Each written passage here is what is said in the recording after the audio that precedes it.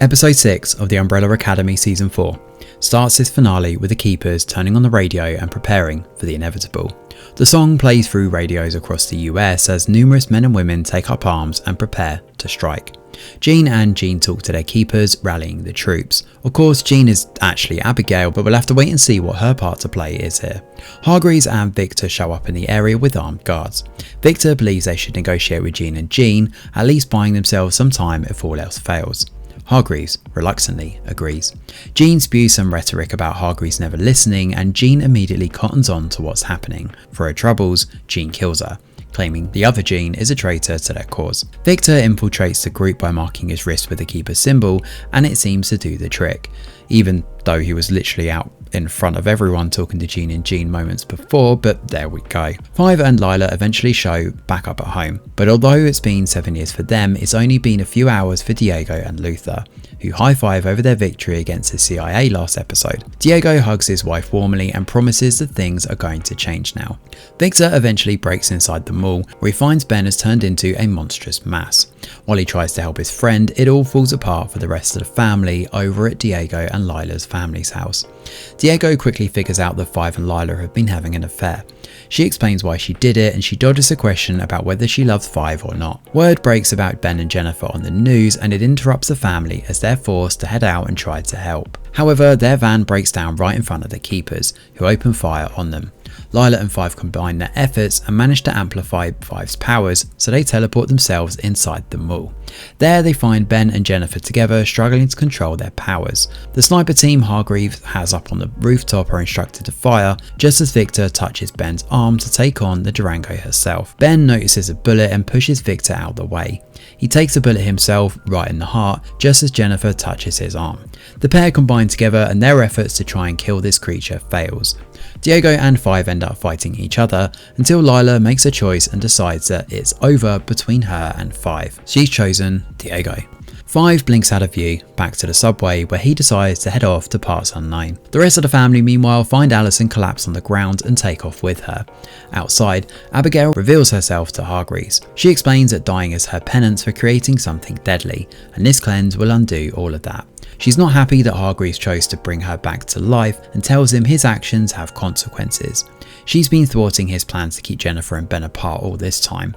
He accepts that the world is lost and lets this creature take over and destroy the universe. Meanwhile, Five gets off the subway when he notices himself heading into a diner. In fact, the place is full of other Fives, some working, some sitting around, and others chilling. He sits and talks to one of the Fives, who points out that they're all alternate versions of him from other timelines. Most have given up trying to fix the problem of the broken timeline and are just chilling in this in-between space. Given there's only supposed to be one timeline, all these others have collapsed under the weight of the Umbrella Academy. The original timeline shattered because they've been trying to save the world. The Commission was created to try and fix the problem they themselves created, but it always fails because the family are the problem. Just like what Hargreaves said before, him releasing the Marigold into the atmosphere and creating the family have basically caused their own destruction. The timelines are bleeding into each other now, and that's how the Keepers were able to find the artifacts. So they need to go back to the original timeline, and this also reinforces what Victor saw when he touched Ben and saw the perfect world. The idea here is that if Five and the family can join with the Durango in the cleanse, they'll cancel out the effects by using the Marigold inside their bodies. It also means that they'll all be erased from history. None of them will have any memories of anything, and there will be no alternate timelines either. Basically, it'll be a great reset. After bidding goodbye to their family members, the Umbrella Academy join together hand in hand as they let the cleanse consume them. As it does, we get a lovely little montage while depicting the timelines of subway routes, all the way back to the original timeline. Reginald Hargreaves returns with narration, but this time pointing out that nothing extraordinary happened on that fateful day way back on season 1 where all those extraordinary children were born. They successfully saved the world from repeatedly ending. During a post-credit sequence though, flowers blossom up that appear to be marigold, though I may be wrong here, and 8 flowers happen to be at the foot of the tree. And that is how Umbrella Academy comes to an end. So Umbrella Academy season 4 ends with realistically the worst sort of ending. I appreciate why they've done it, but this whole "it was all a dream" trope after embracing the girl who's the key to everything cliche all season long just feels a bit hollow.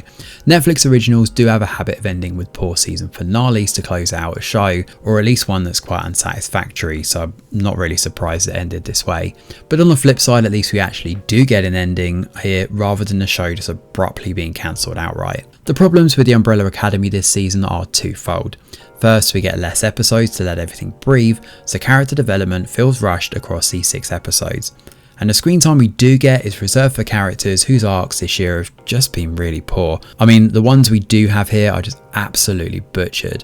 It's completely out of character for Fife to suddenly not care about his family. He literally spent seasons trying to get back to them, but for Lila to go the same way and betray Diego and her kids, it just feels hollow. And even worse, the writers decide that Fife should just be the one that Lila comforts when she says goodbye to her family in the subway, despite telling him she chooses Diego literally moments earlier. Just feels like really poor writing, and it limits us a really nice moment that we could have had between Diego and Lila. This whole love triangle has been a complete mess, and Allison is another that's been completely wasted this year. And given this is the final season, I can't help but feel she should have been killed off way before the ending to really ramp up the stakes. And the same kind of goes for Klaus too. I appreciate he can't actually die, at least after he got given the marigold, but he basically does nothing all season long except for side quest material. I mean, he spends 2 episodes inside a coffin.